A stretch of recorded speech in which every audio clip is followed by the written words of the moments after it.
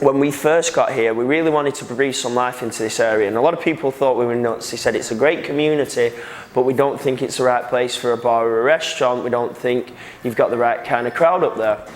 Well, we felt differently, and one of our key focuses was going to be by really ingraining ourselves with the community, really being a community living room. So we had to think about ways that we could do that.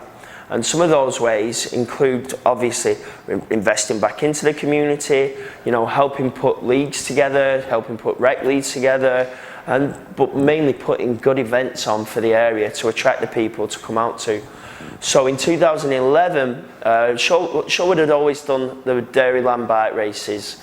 And in 2011, they had one coming up, and I went to the village and I asked for permission to close our block down, because on our block we happen to have North Star American Bistro, we also have Thief Wine, we also have Collectivo, and then a Japanese restaurant, a Chinese restaurant, a chocolatiers.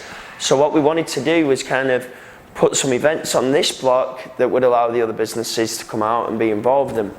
And we just felt that the bike races was a great place to start with.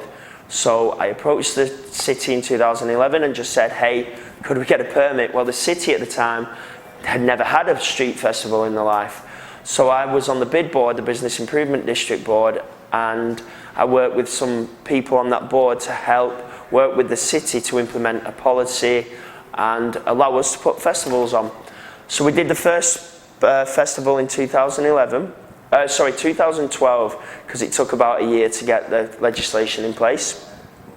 2012, we threw our first street festival, and to be honest, the first time people expect some form of roadmap, but because it was the city's first time as well as our first time, we kind of navigated the waters together.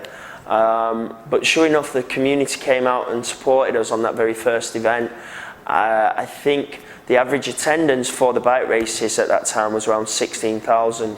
That year we hit 23,000 in attendance for the bike race, and then the following year increased to 25 and so on, largely because not only were we attracting people to the area for the bike races, but we also offered a street festival that allowed people to come and experience not just the bikes, but all the different dining options, all the different drink options, the little stores around our block. And it seemed to go well enough that the village then followed through with the policy and allowed us to continue having street festivals, which we have done for a variety of events since. To foster that sense of community and that feeling from the get-go, we work everything, not just on the marketing side is very important. You've got to use that word community out there. But you've got to follow through on it.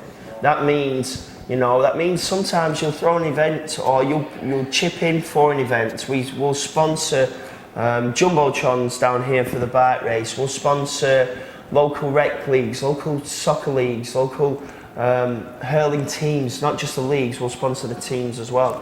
But then again, it's not always about making the money, it's investing in the community. So for example, the first couple events that we did up in Shorewood, the first couple of street festivals, we had to pay for all the staging, we had to pay for the bands, the entertainment, the porta potties. We were also figuring out how to host the events ourselves, but we were doing it on our own money, and the community were coming out and supporting us. But we would spend, we might spend $6,000 to $8,000 just on the events and everything on that day, and it might end up being just like a regular day when you take out the expenses by way of income. But what we did then was show the community through these festivals, through these events, that we are invested in them, and they want that more. And then suddenly the other businesses in the area want to work with you.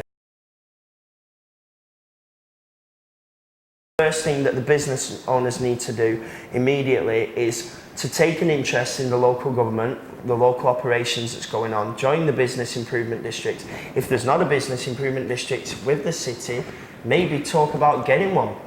You could spearhead that and pull all the local businesses in the area together. Because often I find that the village, the community leaders, the community governments, they do want people from the businesses, helping them, coming to work with them. They often are just short of resources and manpower to make that happen. When the customers in the area see that you are investing in that community, they then want to support you.